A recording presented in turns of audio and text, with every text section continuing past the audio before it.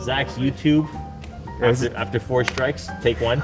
Hey, dude, take my camera. Do I even talk to the camera or do I talk to somebody here? Today we're here at Royal Crown Academy. We're doing a small spot for SportNet. And the main thing I want to talk about is the lighting setup of how to get something moody, super moody like this. We're doing something called booklight lighting. So we have the Forza 500 on a Fresnel, and that is being shot at a bounce, and then that is reflected through a 4x6 scrim gym, and that is being our main key at the moment right now.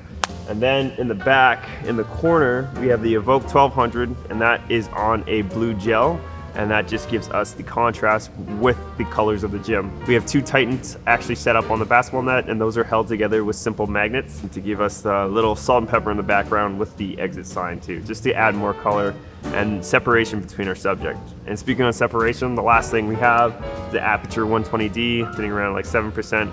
And that's just aimed right at the back to give us more separation between the background. Cut.